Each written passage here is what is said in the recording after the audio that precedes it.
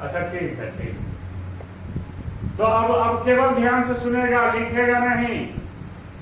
लिखेगा तो काला कौवा काटेगा। चूंकि ये बहुत इंपॉर्टेंट है सीजेफ रूल, और इसमें हमको बोलना भी बहुत पड़ता है, इसीलिए ऐसा में पढ़ाने से बहुत फर्क है। सीजेफ रूल क्या कहता है ये समझिए। नोट्स सबके पास है लिखा हुआ। नोट्स लिखने के फिर में नहीं लोगे, रिएक्शन लिख लोगे। नोट्स को जब कहोगे, जितना पेज कहोगे, हम 10 बार बोलोगे 10 बार भेज देंगे, और 10 बार भेजेंगे तो 10 टैग से भेजेंगे, क्योंकि मेरे पास फिक्स नोट थोड़े ना रहता है लिखा हुआ, लेकिन कोई गलत नहीं रहता है। सीजेफ रूल क्या कहता है समझिए। यही वाला केस होगा, यही वाला केस होगा। यहां पर देखिए हाइड्रोजन इसके पास था, अब बीटा कार्बन एक ही होता। जब बीटा कार्बन 2 होगा तो क्या होगा? हाइड्रोजन तो बोला है जो बीटा से निकलेगा। अब जब 2-2 होगा बीटा कार्बन, उस कंडीशन में क्या होगा, कहां से निकलेगा, वही बताता है सीजेफ रूल। तो देखिए आप दिल थाम के देखिए, CH3 CH HCl CH2 CH3 हो जाएगा दिमाग फ्री। और ये अल्कोहल मिला हुआ, कोई बोलेगा कंफ्यूज भी कर जाएगा। चलो NaOH ही लेते हैं, KOH NaOH दोनों बराबर है। अब यहां से यहां तक गिनेंगे तो 1 2 3 4 कार्बन है। नंबरिंग कहां से करेंगे? तो अगर 1 2 3 वाला नंबरिंग होगा तो ये पहला कार्बन, दूसरा कार्बन पर क्लोरीन है, तो बोलेंगे 2 क्लोरो 2।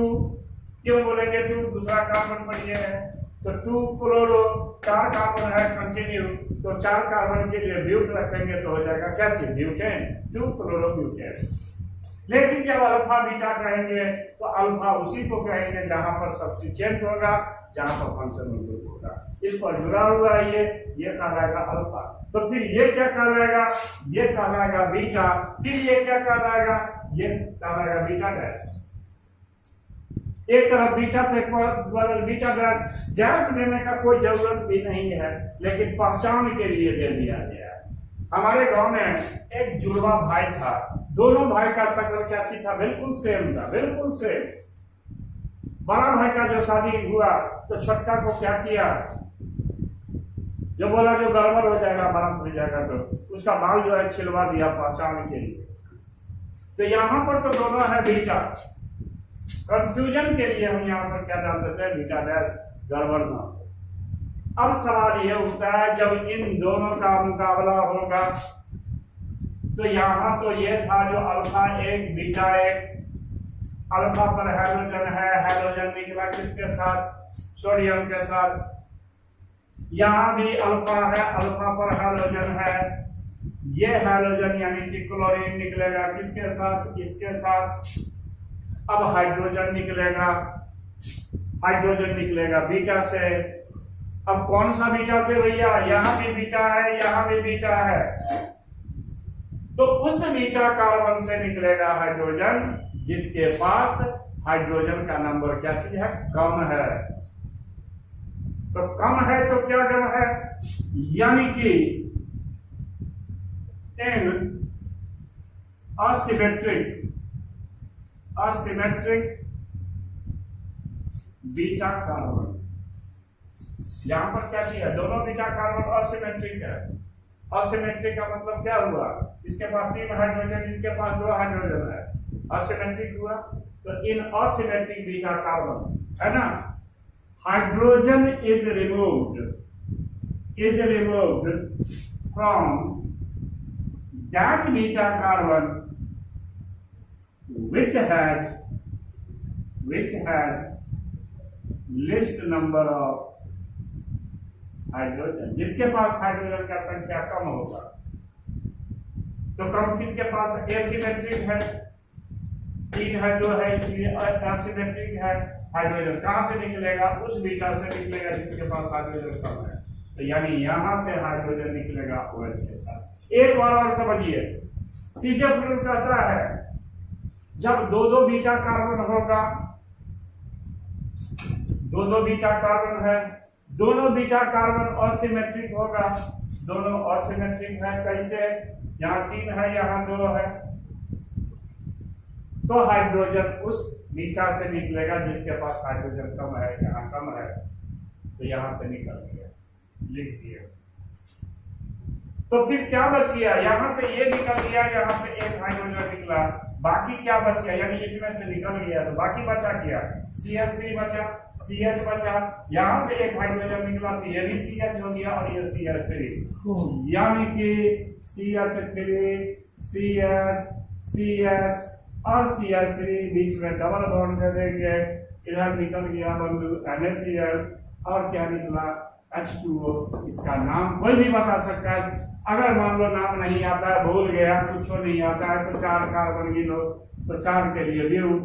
डबल बॉन्ड को क्या कहा जाता है? इन। दूसरा नंबर पे है तो 2 इन, ब्यूट 2 इन।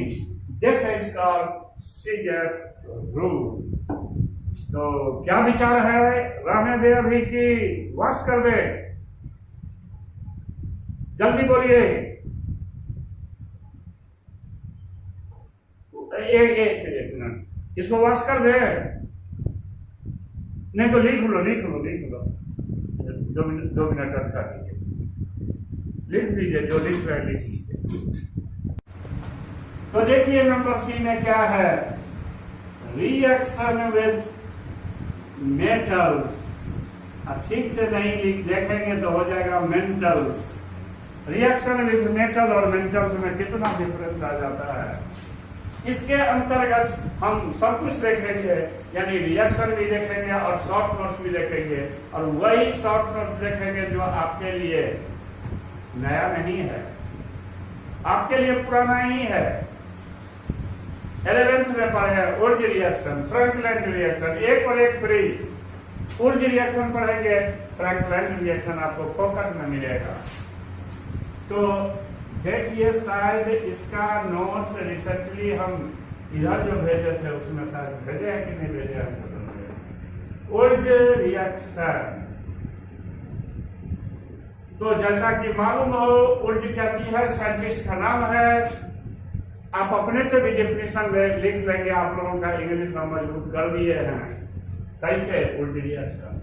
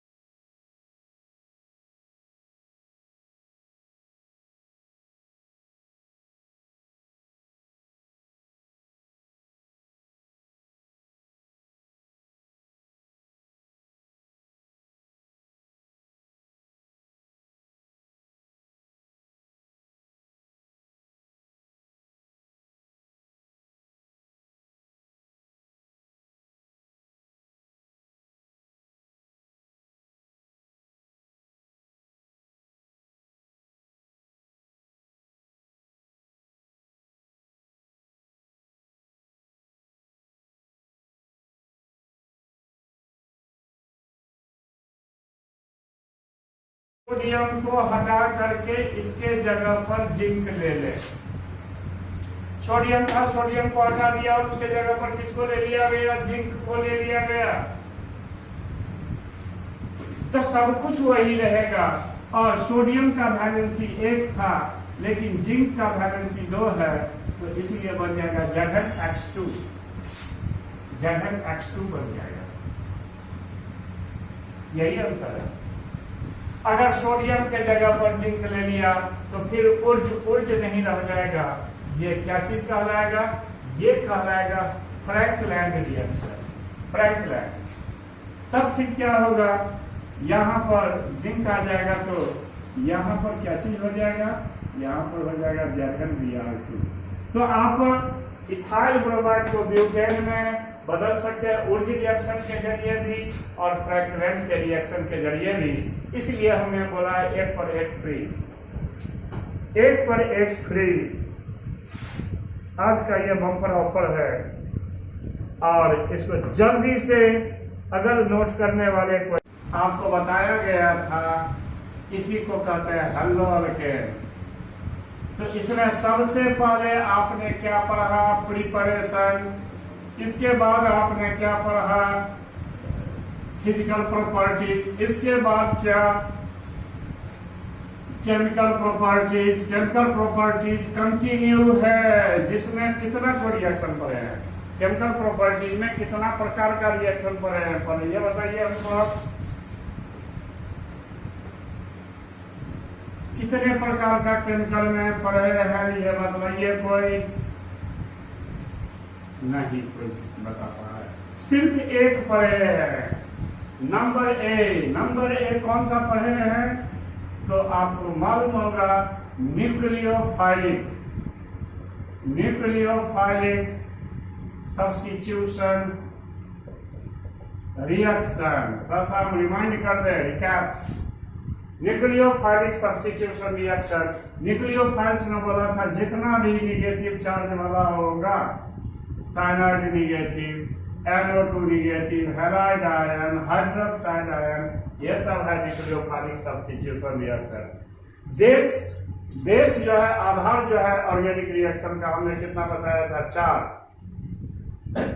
ये जो सब्स्टिट्यूशन रिएक्शन है इसके ग्राउंड पर अभी तक टोटल हुआ है, यानी यहाँ पर रिप्लेसमेंट होता है। जैसे हमने बताया था, हम कहीं जा रहे हैं, कार से जा रहे हैं, कार में जैसा कि कितना को चक्का होता है? 4 को चक्का होता है। अगर एक पंचर हो जाता है तो उसको रिप्लेस करते हैं, स्टेपनी में से बढ़िया चक्का निकालते हैं और उसको रिप्लेस कर देते हैं। तो न्यूक्लियोफाइलिक सब्स्टिट्यूशन रिएक्शन। अब देखेंगे हम लोग एलिमिनेशन रिएक्शन, यानी 4 को बताए थे आपको, एक एडिशन, एक एलिमिनेशन, एक सब्स्टिट्यूशन। तो ये सब्स्टिट्यूशन के आधार पर आपने देखा। अब देखिए आप एलिमिनेशन रिएक्शन, बिग बॉस शुरू होगा तो फिर हमको तो आज तक समझ में नहीं आया उसमें होता क्या है। Number B, elimination reaction. Elimination reaction, निराकरण प्रतिक्रिया। निराकरण क्या होता है? एलिमिनेशन रिएक्शन, इसको थोड़ा सा समझिए, है ना। इसके बाद हम लोग आगे बढ़ेंगे।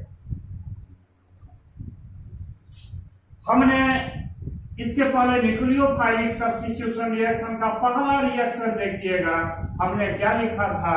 Reaction of alkyl halide with aqueous KOH या नहीं तो NaOH। एक्वस का मतलब क्या? एक्वा का मतलब क्या होता है? वाटर।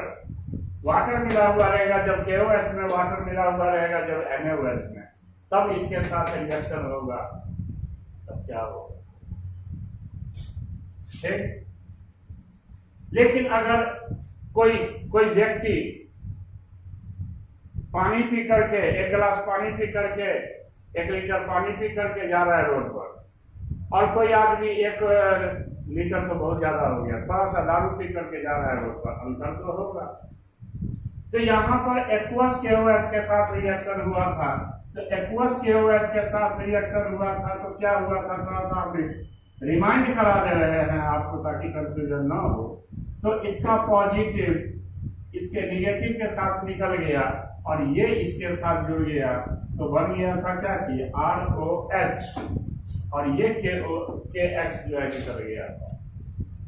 तो यहां पर क्या करेंगे हम लोग, इसके अंतर्गत क्या करेंगे, तो रिएक्शन ऑफ, एक ही को देखेंगे, रिएक्शन ऑफ एल्काइल हैलाइड यानी कि RH विथ अल्कोहलिक NaOH या KOH, जैसा NaOH वैसा KOH, इसके साथ अल्कोहलिक के साथ करेगा क्या होगा, एक्वस के साथ किया अल्कोहल बनाया, अल्कोहलिक के साथ करेगा तो क्या होगा वो जानिए आप। इधर जैसे हमने C2H5 ले लिया, C2H5 यानी CH3CH2 और ये हो गया कैचिंग, इसको कहेंगे हम लोग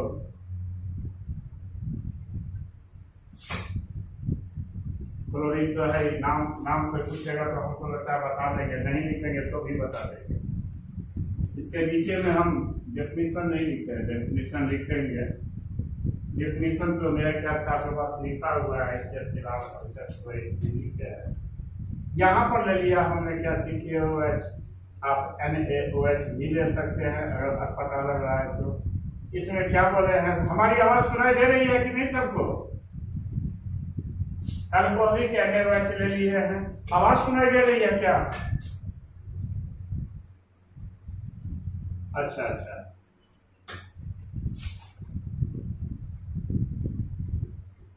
अल्कोहलिक मिला हुआ।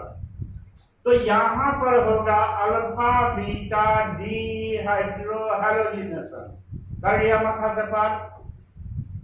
DED, डी का मतलब क्या चीज होता है, इसका मतलब होता है रिमूवल, रिमूवल बोले तो निकालना, निकालना।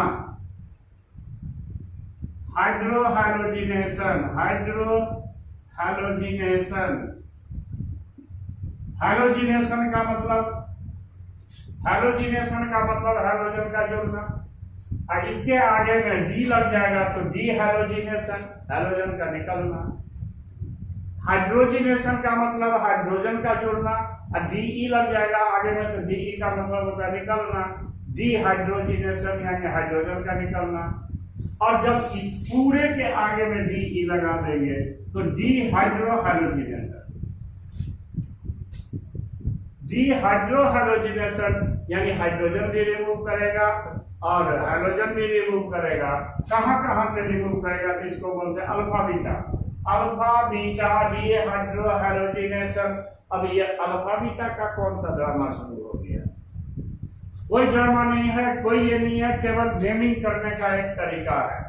जैसे ये जो क्लोरीन आप देख रहे हैं, ये अगर हम नंबरिंग करेंगे IUPAC के हिसाब से तो ये पहला कहलाएगा, ये दूसरा। ये पहला क्यों नहीं कहलाएगा, इसलिए नहीं कहलाएगा क्योंकि सब्स्टिट्यूएंट, इसको सब्स्टिट्यूएंट भी बोल सकते हैं, फंक्शनल ग्रुप भी बोल सकते हैं, या दूसरा सब्स्टिट्यूएंट भी बोल सकते हैं। तो ये जिससे जुड़ा हुआ रहेगा वहीं से न शुरू करते हैं। तो ये पहला कार्बन, ये दूसरा कार्बन। पहला कार्बन को आप अल्फा बोल सकते हैं और दूसरा का कार्बन को बीटा बोल सकते हैं। तो यहाँ पर होना है alpha beta D hydro halogenation, यानी एक अल्फा से निकलेगा और एक बीटा से निकलेगा। तो अल्फा के पास क्या चीज है, हैलोजन है, अल्फा के पास हैलोजन है, और बीटा के पास हाइड्रोजन के अलावा कुछ नहीं है। और आप देख रहे हैं हैलोजिनेशन यानी हैलोजन भी निकलेगा, हाइड्रोजन भी निकलेगा। तो हैलोजन जिसके पास रहेगा वहीं से निकलेगा। हैलोजन किसके पास है, अल्फा के पास है, यानी ये निकलेगा। ये निकलेगा तो किसके साथ निकलेगा, तो सोडियम के साथ निकलेगा। ये है सोडियम, हैलोजन तो निकल गया अल्फा से। अब बीटा से निकलेगा, बीटा ये है, बीटा के पास हाइड्रोजन के अलावा तो कुछ है नहीं। तो यहां से एक हाइड्रोजन निकलेगा, ये हाइड्रोजन किसके साथ निकलेगा, तो ये OH के साथ निकलेगा, बना देगा H2O। यानी आपको मिल गया इधर NaCl प्लस H2O। आपके पास क्या बच गया, ये पूरा कहानी खत्म। इसके पास 3 हाइड्रोजन था, बच गया 2, तो यहाँ CH2, यहाँ से ये निकल गया तो इसके पास फिर CH2, तो बीच में डबल बॉन्ड आएगा। और हमने बोला आपको अगर आप नाम भूल जाइए तो केवल कार्बन को याद रखिए, कार्बन कितना है यहाँ पर, तो कार्बन है 2 कार्बन के लिए हम लोग क्या लिखते हैं, इथ, और डबल बॉन्ड के लिए लिखते हैं क्या चीज, 3, तो बन जाता है क्या चीज, इथेन। ठीक है, इतना तो समझ गए। अब हम लोग देखते हैं, क्या देखते हैं, इसी पर आधारित लिखेगा कोई नहीं। क्या हो गया,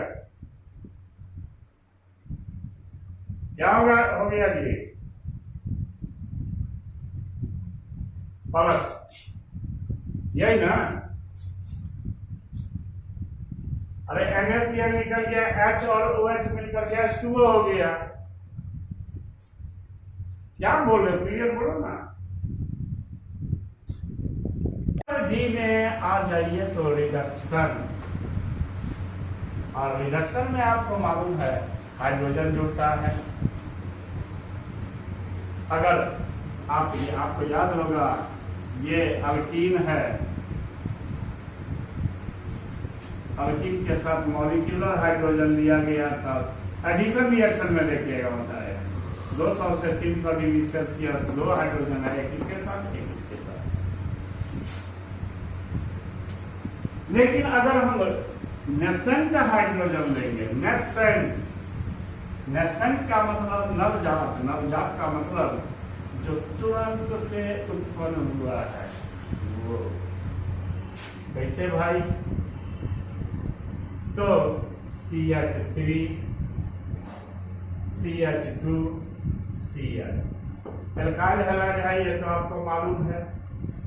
जनरल रिएक्शन के अंतर्गत देखना चाहेंगे तो जनरल रिएक्शन देखिए, RH, नेसेंट हाइड्रोजन, ये रहा नेसेंट हाइड्रोजन। जब नेसेंट हाइड्रोजन जुड़ेगा ना तो ये रहेगा catalyst LiAlH4, lithium aluminium hydride रहेगा, इसके प्रेजेंस में हीट करेंगे तो क्या होगा, एक हाइड्रोजन एक हाइड्रोजन क्या बन करके निकल जाएगा, HH, सब्स्टिट्यूशन रिएक्शन वाला हालत है, और इस H के जगह पर H आ जाएगा। जब R को मिलेगा एक H तो ये एल्काइल नहीं, ये बन जाता है अल्केन। जैसे R के जगह पर यदि हमने ले लिया C2H5 और X के जगह पर Cl, ये 2H यानी 2 नेसेंट हाइड्रोजन, दिस निकल जाएगा, तो C2H5 को मिला है H, और इधर हो गया HCl, C2H6 हो गया, ये दैट इज कॉल्ड इथेन। और यहाँ पर कहानी समाप्त हो जाती है एल्काइल हैलाइड की। अगला क्लास हम लोग पढ़ेंगे हेलो एलीन यानी कि एराइल हैलाइड रिंग वाला पढ़ेंगे। ठीक, तो अब आप इसको करते रहिए, नोट्स मुस्कुराते रहिए।